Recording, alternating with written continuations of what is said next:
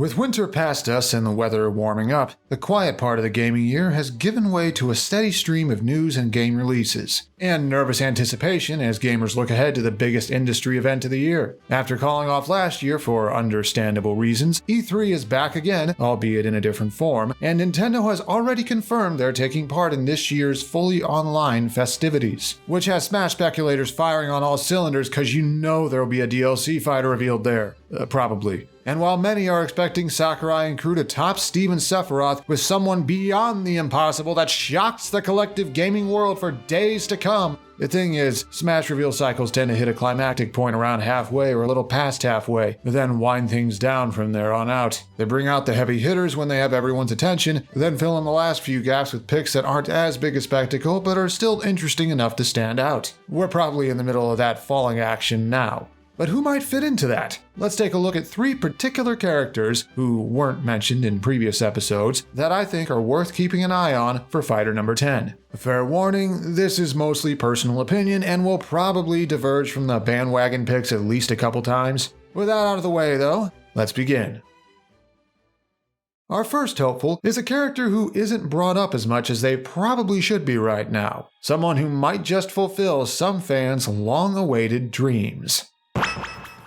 So, while I think we're probably past the point of huge names, I think E3 provides an opportunity for one more guest fighter of moderate notability. The first Fighters Pass had Terry cover a similar niche, and Nintendo's E3 Direct, or whatever they have planned for it, is a plausible spot for Volume 2 to reveal a counterpart, which Rayman fits like a glove to a limbless hand. He cameoed in Smash 4 as a trophy and got in Ultimate Space Game as a spirit, and his parent company Ubisoft has been gung-ho about working with Nintendo and supporting the Switch since launch, and hasn't had any content yet in this round of DLC. Their 2 costumes came with Byleth's update. While other options from Ubisoft do exist that get brought up sometimes when speculation deviates from the 5 or 6 the Western community fixates on, I think Rayman would get the nod if Sakurai came knocking. And yes, I am aware of the recent controversy surrounding Rayman's creator, but the creation isn't at fault, and his games have been worked on by many different people over the years who aren't part of the controversy. That and the third-party licensing deals for Volume 2 would have probably happened in late 2019 before the news broke.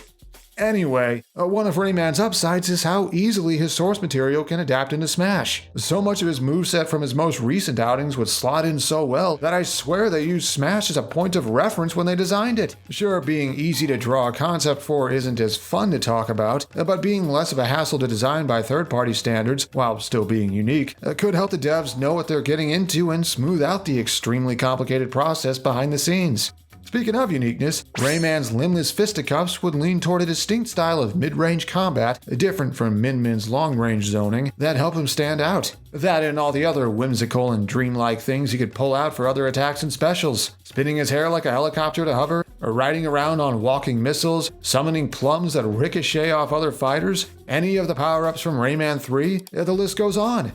And while I do think people are putting too much focus on the idea of characters as crossover opportunities, Rayman would introduce another company to the roster, for those who care about that.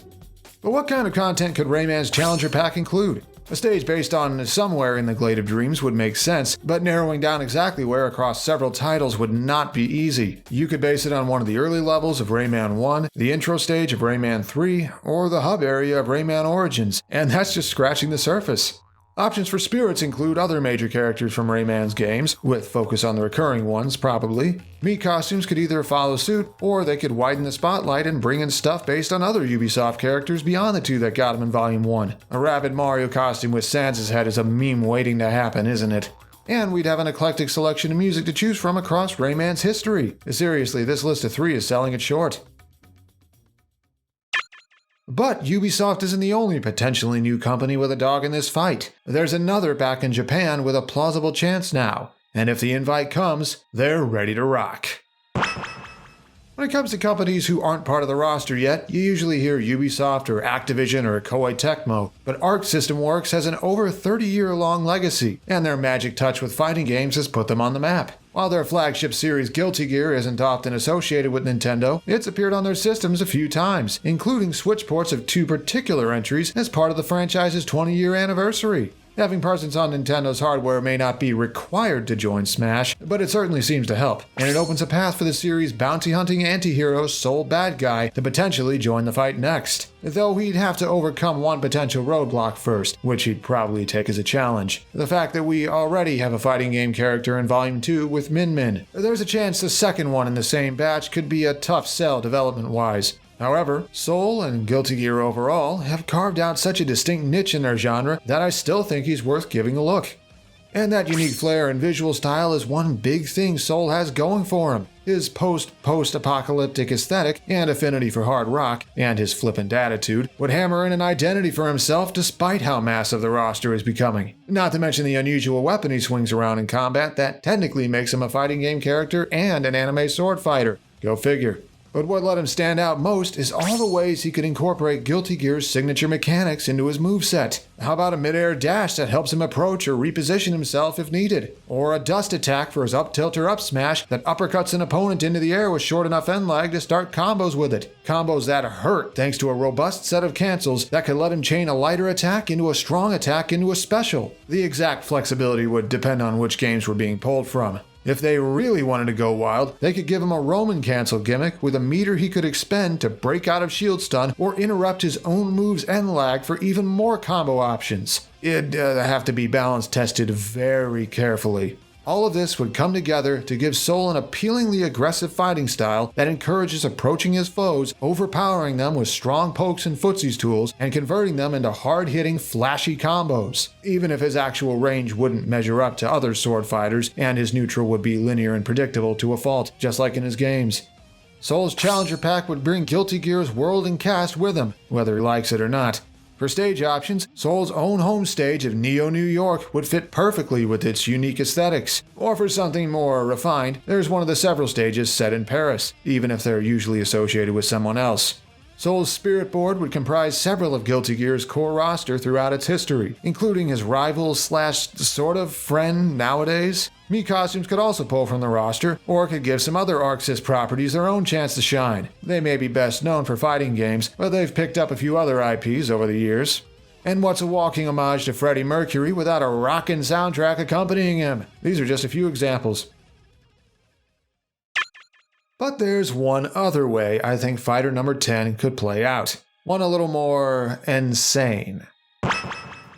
I know what you're thinking. Hold up, didn't you say things are in the middle of winding down? How does a late 90s icon and former rival to Mario fit that? Well, I could be mistaken. Maybe they have one more heavy hitter they saved specifically for E3, and this formerly bitter enemy turned multiplat acquaintance could be the right Bandicoot for the job. And Crash is even relevant again, with a remaster of his first 3 games that brought him back from the dead, with a Switch port that apparently sold pretty well, and his first completely new game in a long time, released late last year to critical acclaim, and now has its own Switch version. That might also explain why he didn't show up before now. Sakurai likes to pull content from a character's most recent outing, like how Hero has content from Dragon Quest XI. So maybe he'd have wanted to wait until Crash 4 was wrapping up development so Smash could use assets from it. This potential time frame, alongside a 2-decade legacy and newfound relevance, doesn't necessarily make Crash a shoo-in like how you've probably seen assumed elsewhere, but I do think it makes him worth keeping an eye on.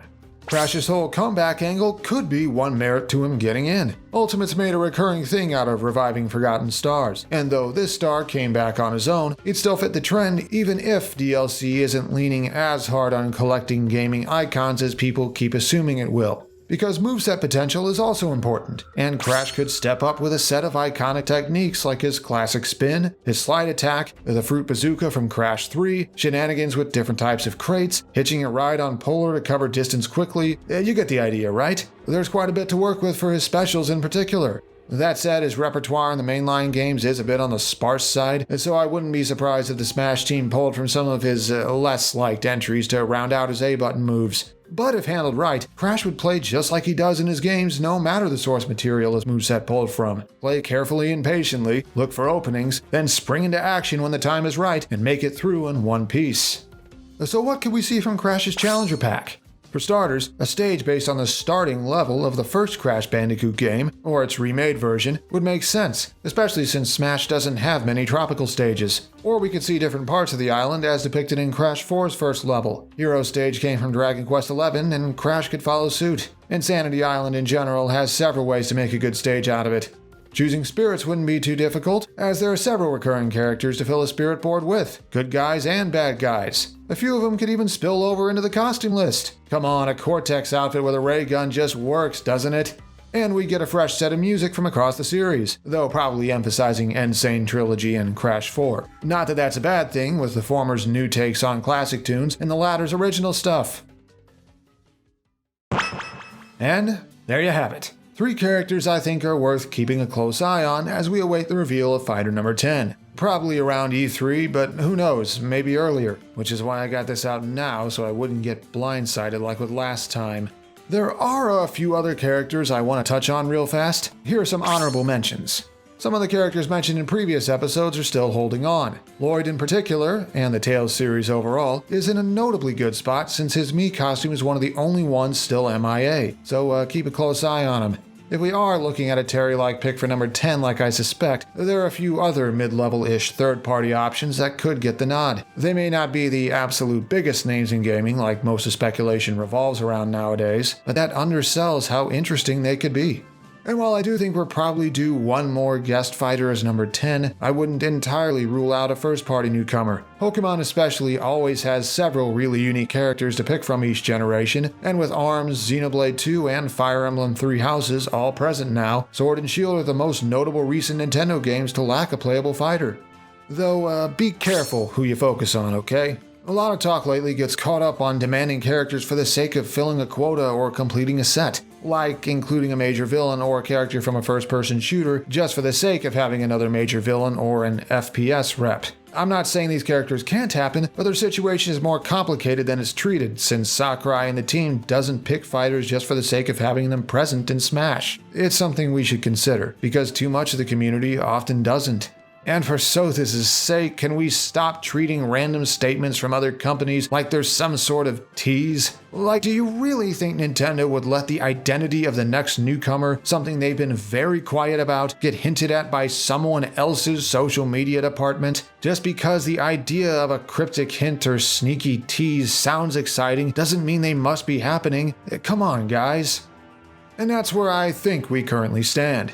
The Smash discourse has become such a relentless chase for hype that I swear it focuses more on the reveals than the actual fighters. Notice how freaking Sephiroth went from being this huge deal to just one of the guys after only a couple weeks? Dreaming big is fun and all, but we need to know when to reel it in and not let it get out of control. Because not only can it lead to people setting their expectations so impossibly high that anything feels like a letdown, shooting for the moon at any cost can lead to you missing some under-the-radar stuff that you might have ended up really liking. So keep your options open and hype responsibly, alright?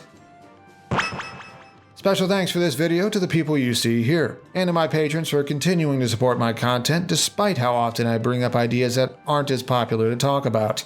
So, until next time, all we can do is wait and see what happens next.